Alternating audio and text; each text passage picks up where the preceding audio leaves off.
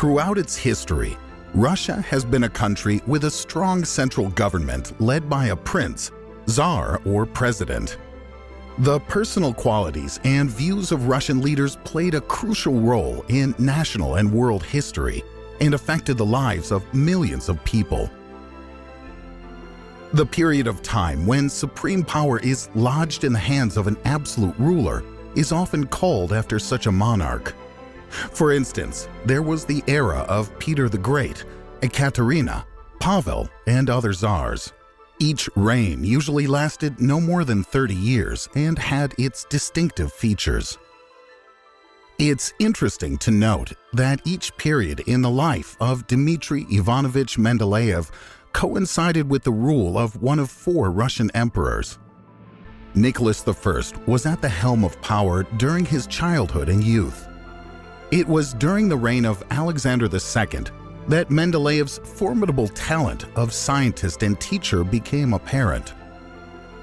Industrial, economic, and public projects were the focus of Mendeleev's attention during the reign of Alexander III and Nicholas II. Dmitry Mendeleev, anticipating the future.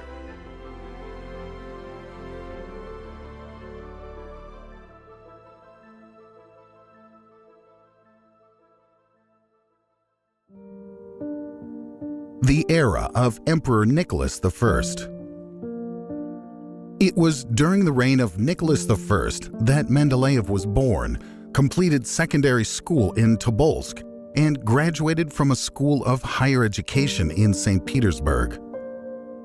Those first 20 years became the most important period of his life, and most probably they were the most difficult.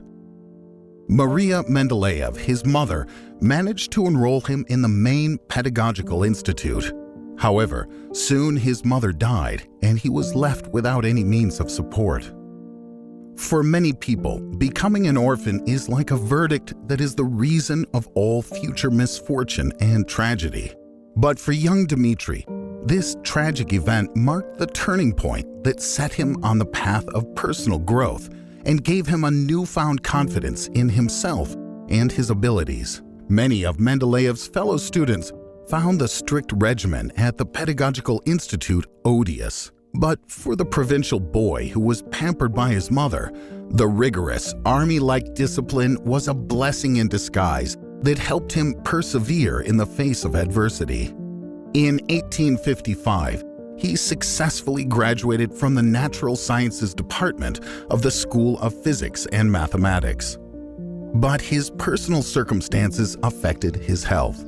Despite having earned a summa cum laude diploma, Mendeleev did not remain in the capital to continue his academic career. In the hope of receiving adequate treatment for his serious condition, he went to Crimea with its warm climate and started working as a school teacher.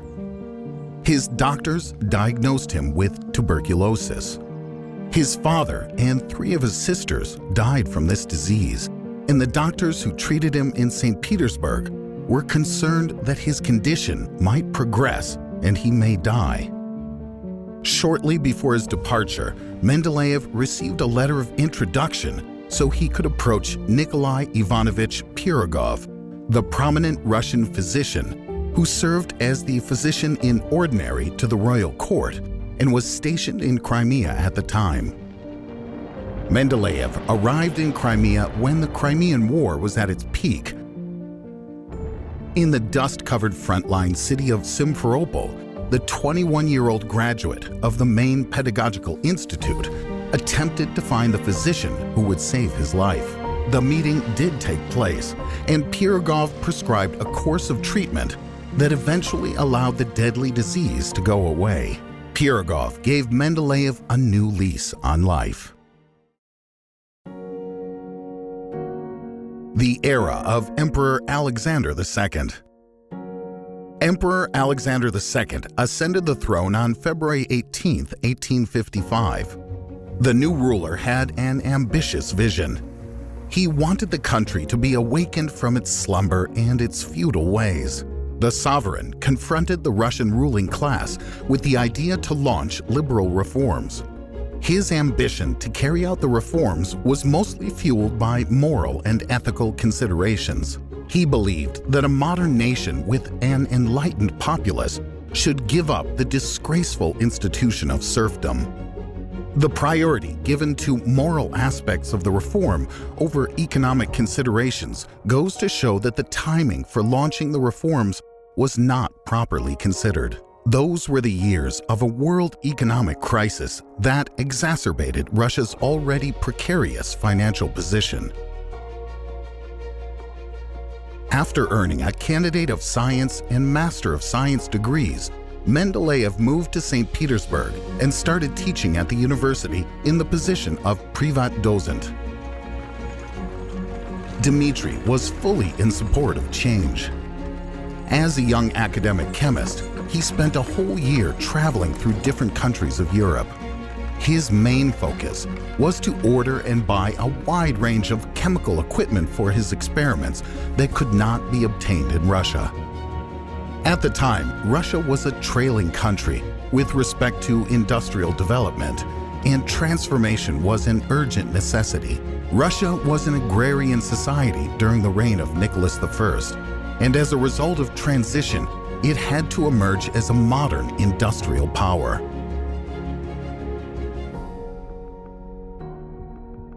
Mendeleev's return to St. Petersburg in February 1861 coincided with the start of a major reform devised by Alexander II. The Emancipation Manifesto that abolished serfdom was proclaimed that year. The capital, with its adverse weather conditions, did not seem too welcoming. Dmitri had to establish himself in the academic community, and he took every opportunity and any job that could improve his dire financial situation. At the time, he was the editor of the Technological Encyclopedia, held teaching positions at the Cadet Corps, Railway Engineering Corps Institute, Nikolaevsky Engineering Academy and Engineering School, and at the Institute of Technology. Mendeleev's main goal was to teach at the St. Petersburg Imperial University. That was the institution where he wanted to pursue his career. Initially, the 27-year-old privat docent Dmitri Mendeleev was appointed to read lectures in organic chemistry. Later, he wrote a general chemistry textbook for students, and for this work he received the highest academic award conferred in Russia at the time, the Demidov Prize. In 1862, Mendeleev married Feozva Leschova. Changes were happening not only in Dmitri Mendeleev's personal life, but also at the St. Petersburg University, following the launch of the liberal reform of higher education undertaken by the government. Universities were granted independence, a unified faculty structure, and a new management system were put in place. During this period, Mendeleev was actively involved in the study of densities of aqueous solutions. In 1865, he successfully defended his doctoral dissertation on the combinations of water and alcohol. During the same year, Mendeleev became a tenured, extraordinary professor of the technical chemistry faculty. Dmitri Mendeleev pursued multiple academic interests. He took a keen interest in the development of industrial production with a focus on the oil industry. His experiments, conducted at a number of science laboratories in St. Petersburg, involved oil refining for the purposes of producing mineral turpentine and burning oil. Meanwhile, a liberal reform was underway in Russia. The Zemstvo reform introduced self-government with representation of all classes and a new civil justice system based on new principles. For the first time in the history of the Russian Empire, the judiciary had been separated from the executive branch that led to the establishment of magistrates' courts and courts with jury trials.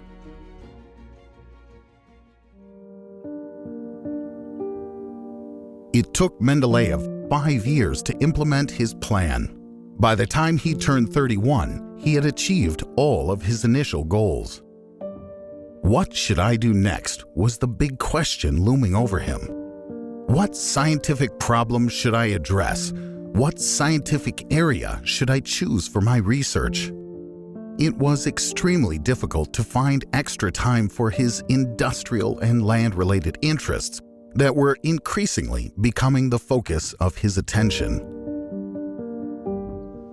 It's hard to imagine what path in life the great scientist would have taken if, in 1865, he had not jointly, with Nikolai Ivanovich Ilyin, his colleague at the Institute of Technology, bought a country estate not far from Moscow. It was located near the town of Klin, on top of a picturesque hill known as Boblovskaya Mountain. Becoming the owner of an estate was the start of a new phase in his life. Dmitry Mendeleev was convinced that science could bring many benefits to industry. At the same time, he was aware of a serious problem. Factory owners and owners of farmland were distrustful of scientists. What could people versed in theory know about real-life situations, they said. Mendeleev understood that if he could organize everything at his own estate and achieve noticeable results, his opinions would be taken into account, and he would have interested listeners in the business community and perhaps in government circles. Mendeleev began a transformation of his Boblovo estate.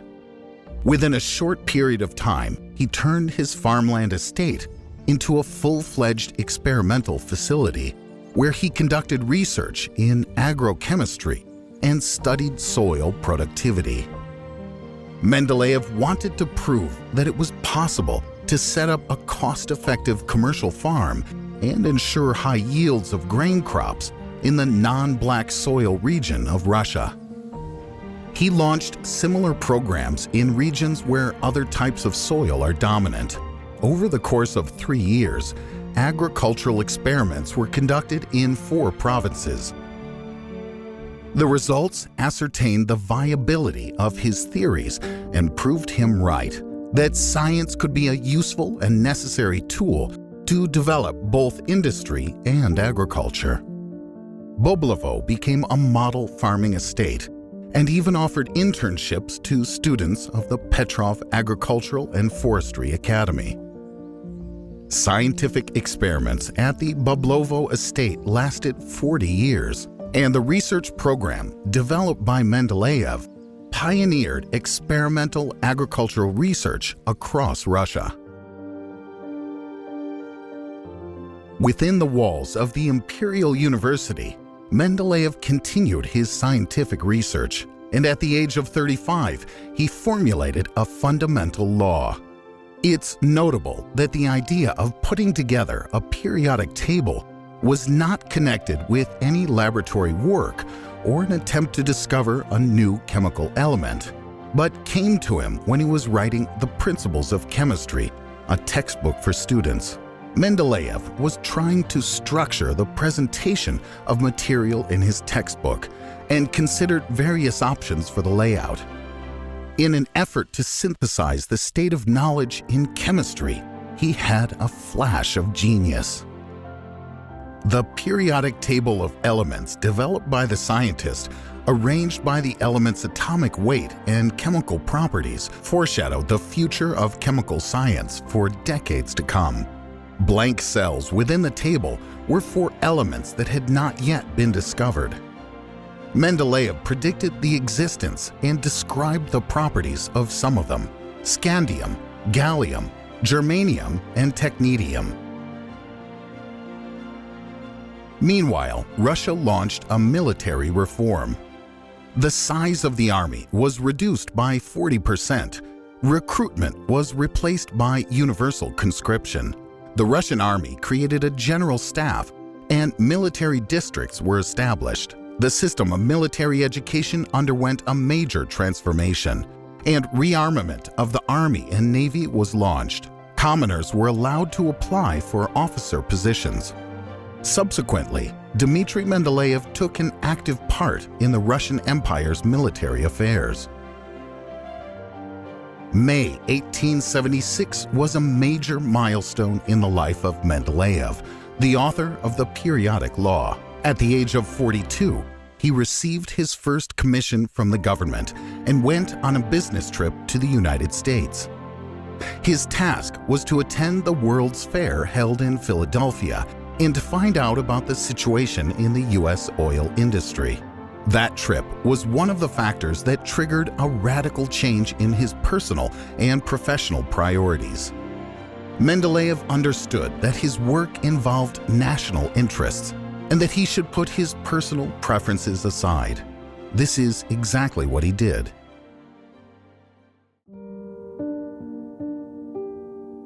In 1877, Mendeleev suffered a serious identity crisis.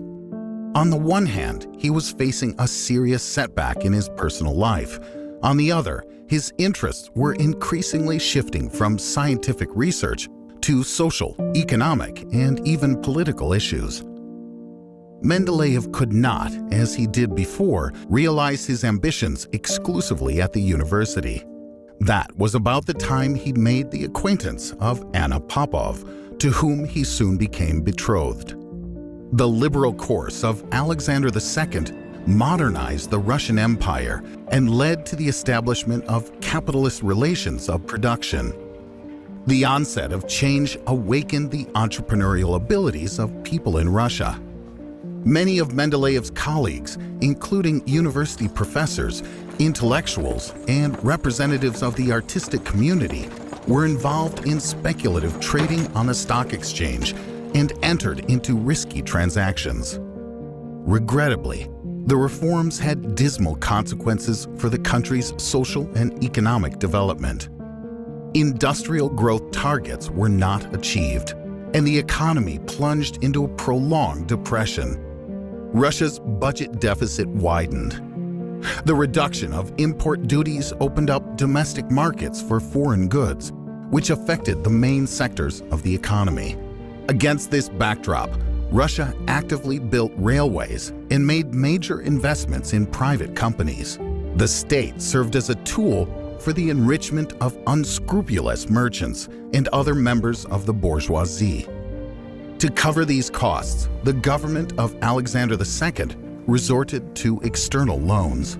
As a result, by the early 1880s, Russia's external debt reached 6 billion rubles. It seemed that it was impossible to stave off a sharp economic downturn. In 1881, Nikolai Ignatiev, Minister of Internal Affairs, characterized the situation in the country the following way: "Our industry is in a deplorable state. Craftsmanship knowledge is not being developed. Factory businesses are operating in adverse conditions, and many people suffer from the domination of the free trade theory and the inadvertent patronage of separate enterprises." The murder of the Tsar reformer at the hands of terrorists was the culmination of the failed liberal economic policy. Mendeleev was disappointed with the results of the reforms. He had extensive contacts and influence in the business community, but personal gain was never on his mind. He was primarily concerned with global problems facing industry and the economy. The opportunity to realize himself in the public sector presented itself for Mendeleev with the onset of a new historical period. The era of Emperors Alexander III and Nicholas II. On March 1, 1881, Alexander III ascended the throne. That was the start of the most important stage of Mendeleev's life. He had a young family, a new position, and high hopes that the new emperor and his government would change the situation. Contrary to the opinion of his friends and colleagues, he gradually devoted less time to the university and was ready to leave it. A long and illustrious period of his academic career was coming to an end. In April 1890, the scientist submitted his resignation to the university. A man in his late 50s, Mendeleev made the final and irrevocable decision to change his life, tantalized by unknown prospects. The era of Alexander III lasted 13 years and was remarkable in many ways. Rotation of the national elite was an important distinctive feature of the time.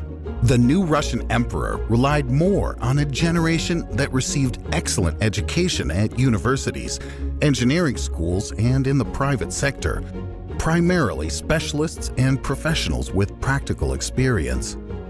As a matter of good fortune for Russia, and to the elation of Mendeleev, many of his colleagues, college friends, and even former students came to work for the executive branch. These people held Mendeleev in high regard for his erudition, extensive experience, intellect, and full commitment. But most importantly, the officials of the overhauled government administration understood the nature of economic and management problems facing the country no less than Mendeleev himself.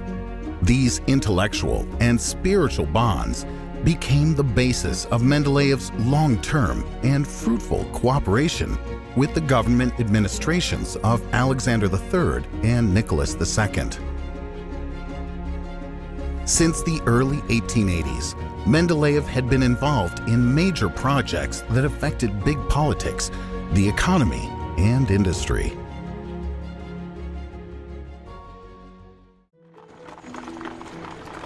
Oil Project.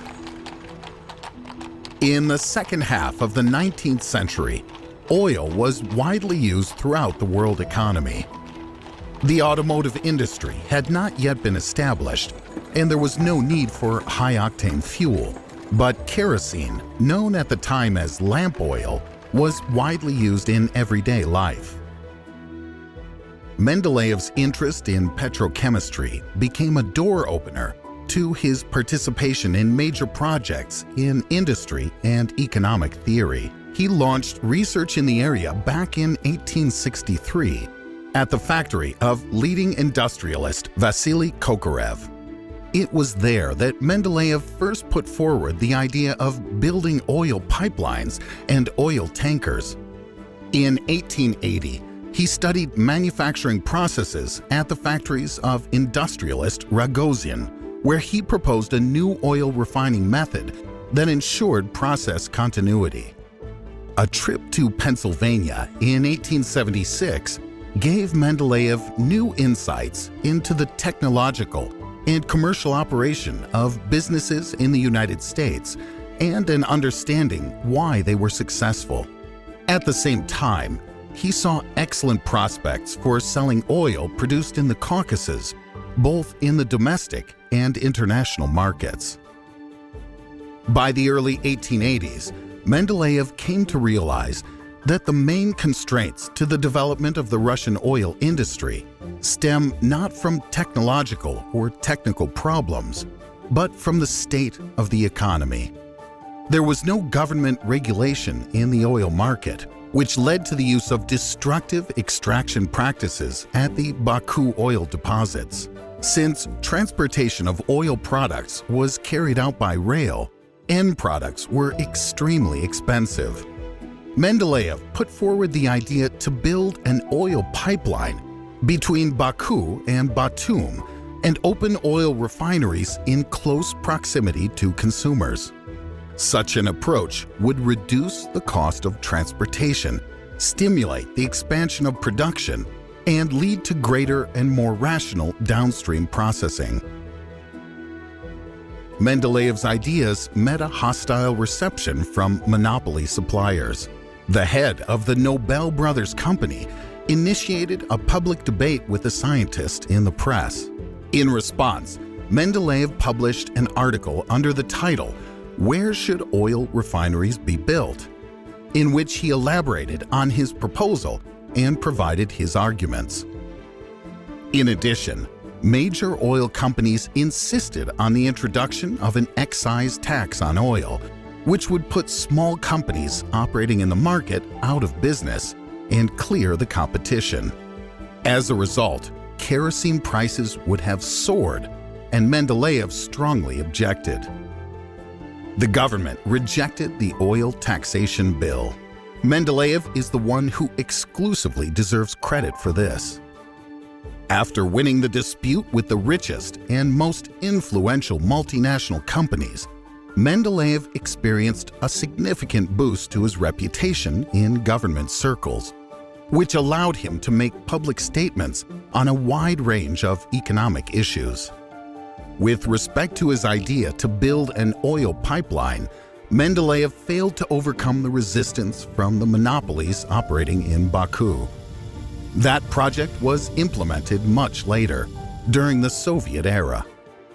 Trunk pipelines and seagoing tankers have become the principal means of transportation in today's oil and gas industry.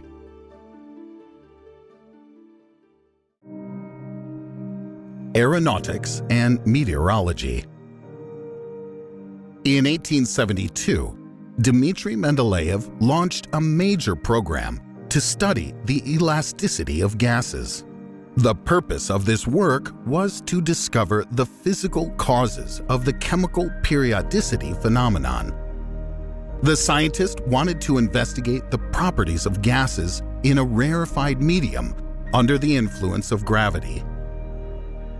Scientific observations could also shed light on the mystery of the all-pervading ether, a special substance that fills interplanetary space and serves as a medium for the transmission of light, heat, and gravity. The experiment required continuous monitoring of atmospheric pressure.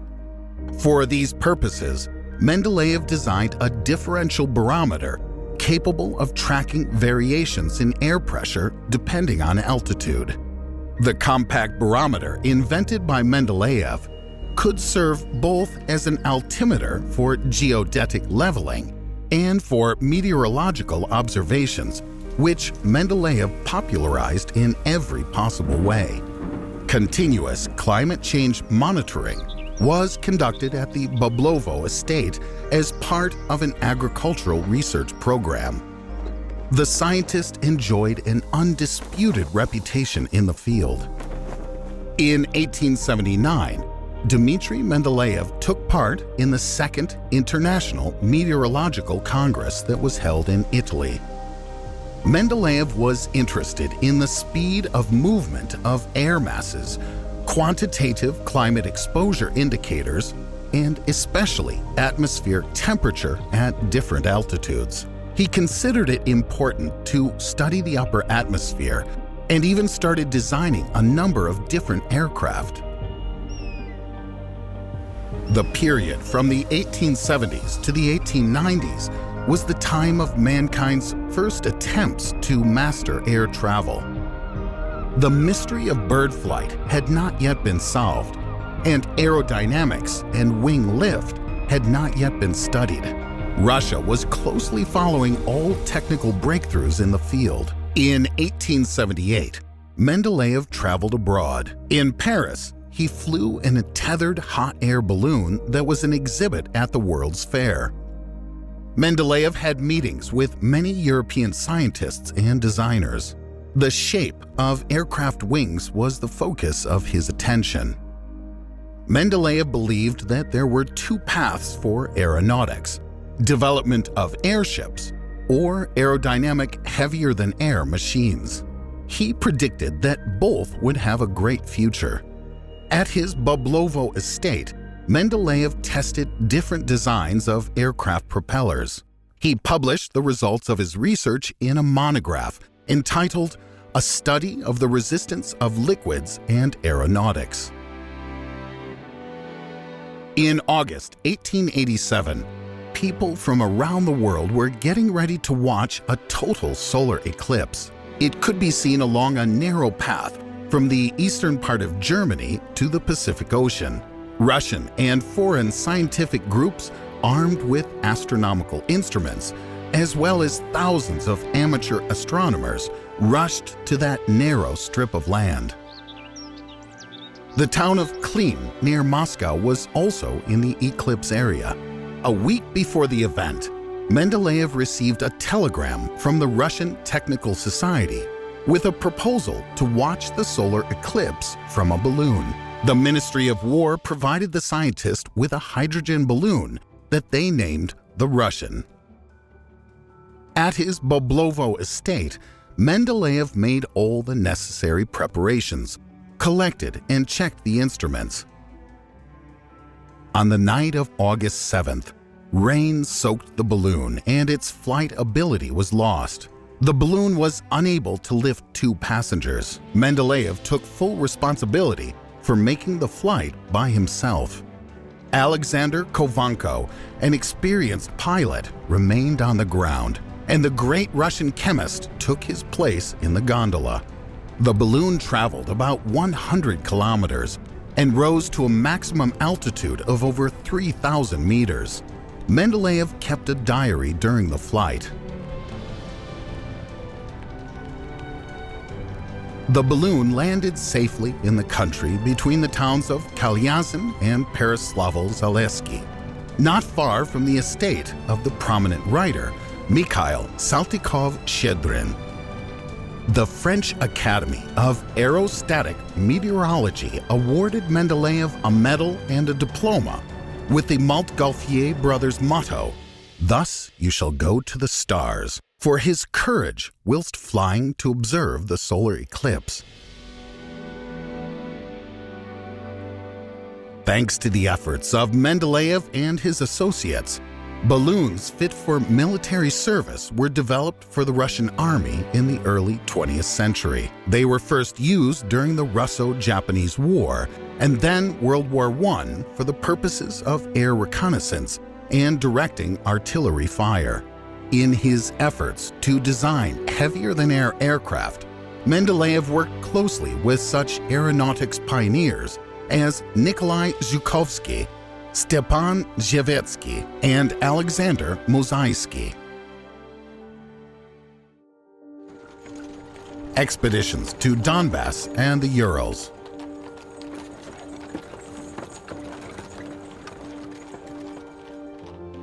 In 1888, the 54-year-old Mendeleev made 3 trips to the Donetsk coal mining basin, located in the south of Russia.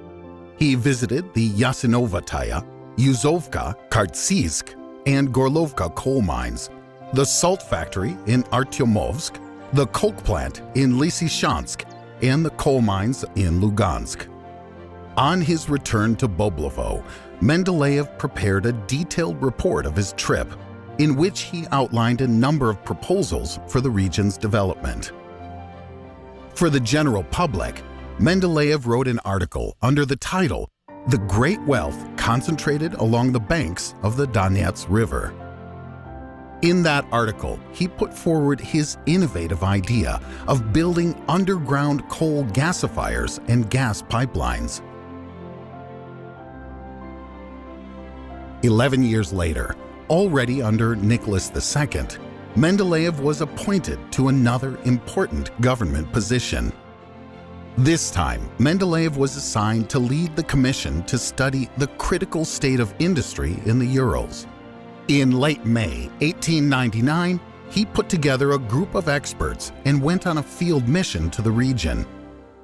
He planned to visit at least 25 locations, including those in Perm, Kizel, Chusovaya, Kushva, Tagil, Yekaterinburg, Tyumen, Kishtym, Mias, and Zlatust.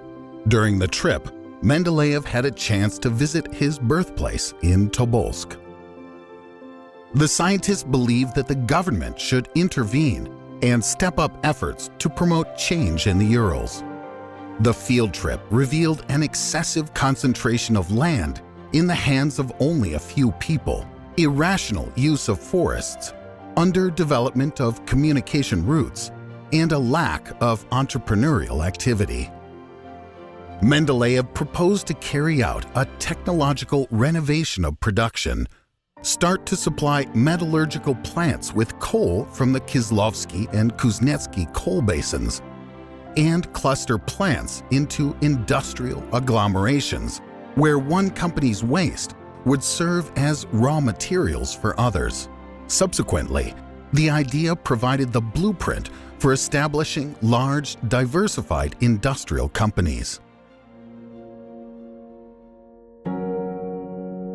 In 1890, Mendeleev finally left the university and vacated his university-provided apartment, which by that time became an established center of cultural and intellectual life in the capital.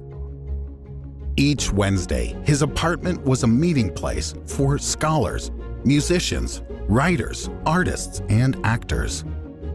Anna, Mendeleev's wife, had received an art education. Mendeleev himself liked art and had a taste in it. Often among the guests at the Wednesdays with the Mendeleevs were scientists Ivan Sechenov, Nikolai and Andrei Beketov, composer Alexander Borodin, artists Ilya Repin, Nikolai Yaroshenko, Apollinarius Vasnetsov, Ivan Shishkin, Ivan Kremskoy, and Arkhip Kuinzy. Traditionally, the guests signed the tablecloth in chalk. Later, Anna embroidered the autographs with multicolored thread. The invention of smokeless gunpowder. On May 20th, 1890, the Mendeleevs were in the process of unpacking after moving out of the university apartment when an officer of the State Courier Service arrived at the lobby of Lingin's apartment building at 9 Kadetskaya Street. Mr. Mendeleev received an envelope from Nikolai Chikatchev, Chief of the General Naval Staff and Manager of the Maritime Ministry. In his letter, the Admiral offered Mendeleev to serve the cause of developing the scientific methods of gunpowder production in Russia. On June 5th, Mendeleev personally met with the Maritime Minister, and on the 7th, accompanied by explosive experts Ivan Chiltsov and Leonid Fedotov, he headed for Europe.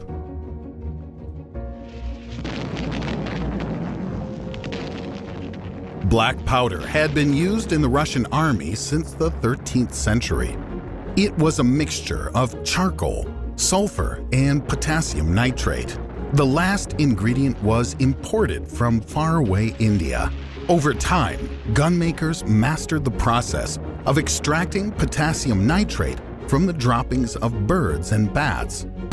But the reserves of this organic raw material were quickly depleted. By the end of the 19th century, pyroxylin, a smokeless gunpowder based on nitrocellulose, was invented in France. Russia produced pyroxylin under a French license, but its quality did not suit the armed forces, and particularly the Navy. The French formula was a guarded trade secret. Nevertheless, Mendeleev managed to visit the production facility, examine the documents of the French Central Powder Laboratory, and attend cannon firing tests. Mendeleev's group brought a 2-gram sample of smokeless gunpowder to Russia. This amount was enough to understand the composition and properties of French gunpowder. The scientists' conclusion was that none of the then known types of smokeless gunpowder were suitable for artillery. At Mendeleev's insistence, a special laboratory for the study of explosives was set up on New Holland Island in St. Petersburg. He soon achieved optimal nitration of cellulose. Powder invented by Mendeleev produced the maximum volume of gas, was chemically homogeneous and safe. Mendeleev called it pyrocolloidin. In 1893, Russian smokeless gunpowder showed excellent results when firing large-caliber naval guns. Thus, the entire technological process of producing a new type of smokeless gunpowder that was superior in its characteristics to all foreign gunpowders was developed in just under 18 months. Vice Admiral Stepan Makarov congratulated Mendeleev on his outstanding success. Later, the two prominent scholars were reunited for work on a major national project. Scientific metrology. After leaving the university, Mendeleev was open to new proposals. He was full of energy and wanted to work for the good of the nation. His appointment was not long in coming. In 1892, the 58-year-old scientist received a public position for the first time. He became the curator of the Depot of Exemplary Weights and Measures. As industrial growth was on the rise, Russia had an urgent need for an effective metrology system that would ensure unity of measurements. Businesses exchanged products and services and needed reliable and accurate measures of volume, weight, length, time, and many other values. Given the fact that the Russian Empire had commercial ties with other countries, which used metrology systems that were different from the one used in Russia, the situation was extremely complicated. The Ministry of Finance assigned Mendeleev the task of finding a solution for this major dilemma. At suggestion, in 1893, the Depot of Exemplary Weights and Measures was reorganized into the Chief Bureau of Weights and Measures. Already during the tenure of Mendeleev, the institution became a leading metrology center in Europe. Today, it's been succeeded by the Russian Research Institute of Metrology, named after Dmitry Mendeleev. Mendeleev initiated the publication of updated national standards. They were carefully checked against the standards used by European countries. The result of this work was the adoption in 1899 of the Russian Law on Weights and Measures. It established the pound and the arshin, equal to 28 inches, as the basic units of measurement. A definition of time was for the first time in Russian history included in the concept of accurate measurements. The law also allowed the use of kilograms and meters as units of the international metric system. Mendeleev had always been a supporter of the metric system, which eventually was introduced during the Soviet era. In addition, Mendeleev made a number of improvements in the design of scales and developed an original constant weight method of precision weighing. In 1895, Mendeleev became Russia's representative in the International Committee for Weights and Measures. Verification departments of the State Metrology Service were set up throughout the Russian Empire. The principles laid down by Dmitry Mendeleev still form the basis of the current system that ensures unity of measurements in Russia.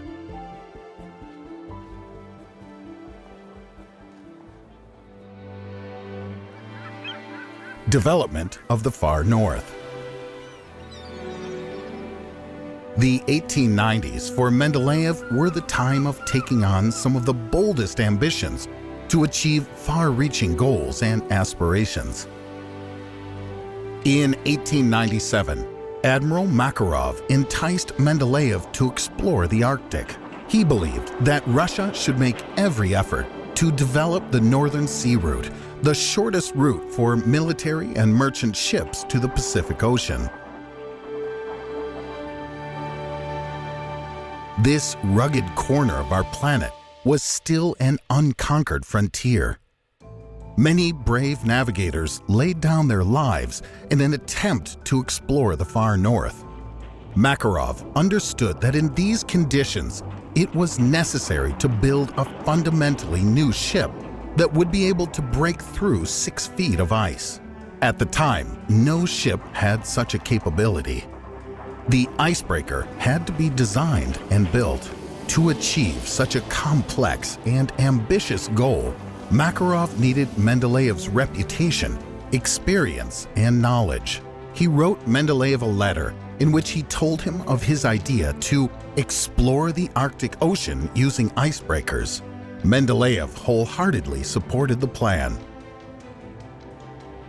In October 1897, Minister of Finance Sergei Witt invited Mendeleev to take part in the work of the commission that was to select the type of icebreakers to be used for navigation in the Arctic Ocean and the Baltic Sea.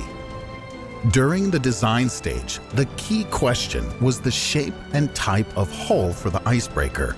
Makarov and Mendeleev collected extensive data on all previously built icebreakers in different countries, but none of those ships had the capability to break Arctic ice. There was no mathematical model describing this process. The scientists who were involved in the project faced a task with many unknowns. Mendeleev was not in the habit of doing things halfway, and he gave all his energy and passion to the new project. Earlier, in 1894, thanks to Mendeleev's efforts, a ship model basin was built in St. Petersburg. The models of the world's first Arctic icebreaker were tested there.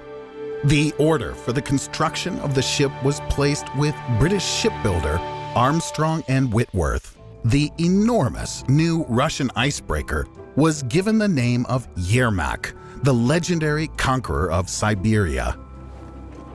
The first sea trials were not as straightforward as expected.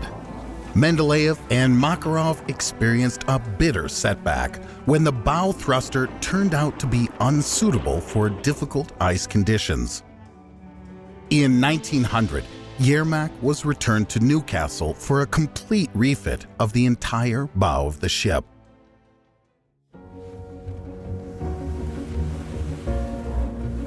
On completion, Russia received a unique icebreaker of a new class that became invaluable to the Navy and merchant fleet and was used for clearing paths in ice. Mendeleev was inspired by the opportunities that were opening up. He was convinced of the great strategic importance of the high-latitude northern sea route. In his opinion, there were many compromises in Yermak's design. That's why Mendeleev undertook to develop a more powerful expedition icebreaker. According to his audacious plan, the new icebreaker would have the capability to cross the Arctic Ocean through the North Pole. However, Mendeleev's high-latitude project was significantly ahead of its time. The government decided that the project was unrealistic and did not support it. Mendeleev also considered the idea of building a vessel capable of sailing under the ice. He carried out engineering calculations for a 50-meter submarine powered by a pneumatic engine. This design preempted by half a century the future development of technology and navigation because it was a submarine that became the first ship to reach the North Pole in 1958. The collaboration between Makarov and Mendeleev in the design of the Yermak icebreaker determined the success of the project and ascertained unconditional leadership of Russia in the development of the Arctic.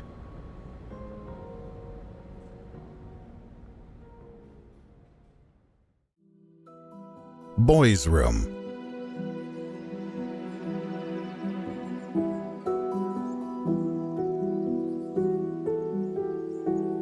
Russian classical culture is often associated with the culture of the 19th century. It was formed by just 3 generations of people from the educated classes.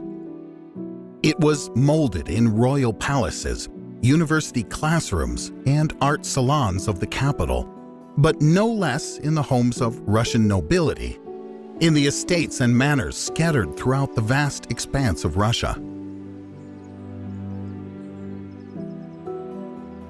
In this sense, Mendeleev's Bablovo estate was such a center of attraction where classical Russian culture was created. By the time he turned 40, Mendeleev bought a house in St. Petersburg and eliminated the need for his loved ones to travel back and forth to the estate located near Moscow. But he still needed Bablovo as a private getaway. The old estate, with its charming, shady walks, were a happy place for Mendeleev. The spacious premises made it possible to invite his sisters and nephews who were experiencing hard times so they could stay with him. Soon, the family of his best friend, Andrei Beketov, settled nearby in Shakhmatovo. All this created a special atmosphere that could be enjoyed by all these educated, intelligent, and life-loving people. Mendeleev retained the Bablovo estate even after his dramatic divorce with his first wife, Fiozva. On top of the hill in Bablovo, he built a new home for his new family. Mendeleev been asked the question, what place on earth he considered his home? The answer would most likely have been Bablovo. Usually, Mendeleev took the train to Bablovo, and once there, away from the bustle of the capital, he could forget everything and enjoy the peace and serenity of his home. There were many important traditions associated with life in Bablovo, and one of them was connected with the people who had previously lived in the house when it was the property of Professor Ilyin.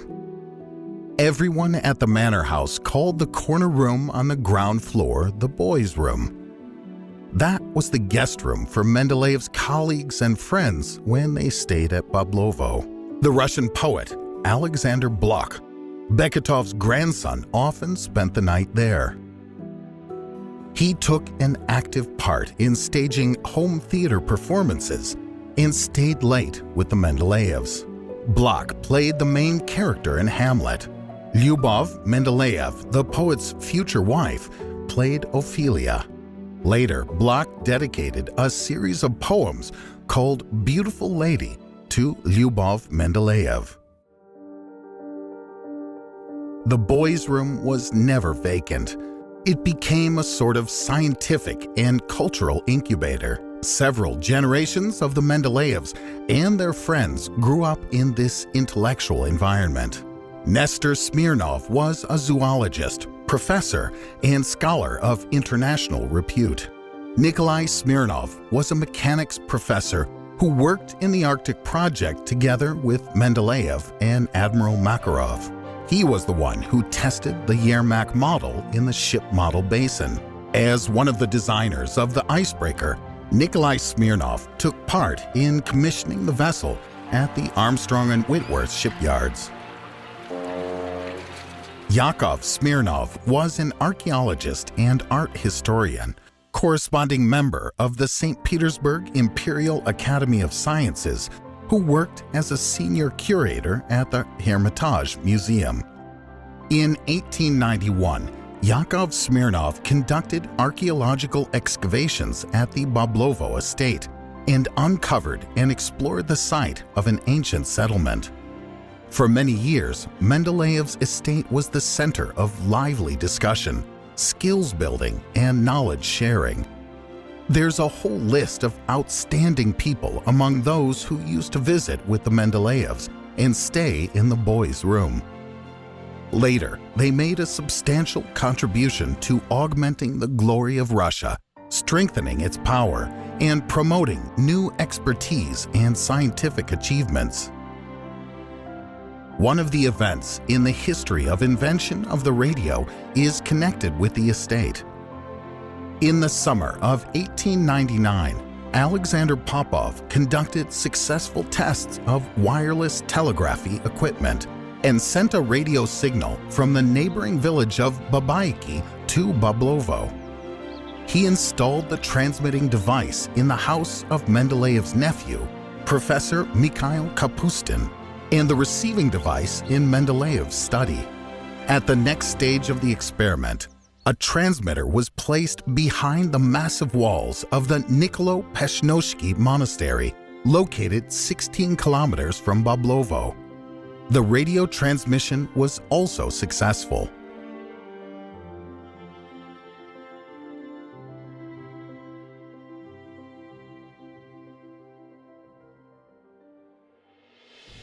Mendeleev's economic course.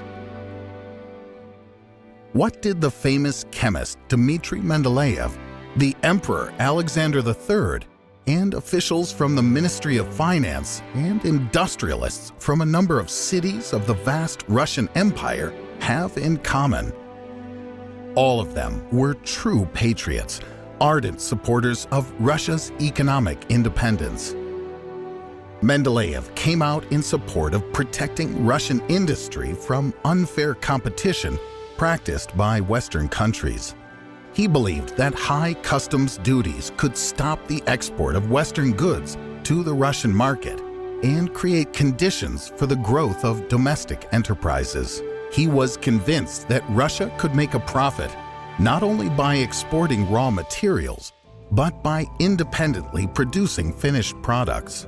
Alexander Vishnegrodsky, Mendeleev's friend, former fellow student at the Pedagogical Institute, and Minister of Finance, invited him to work on the Trade and Manufacturing Council.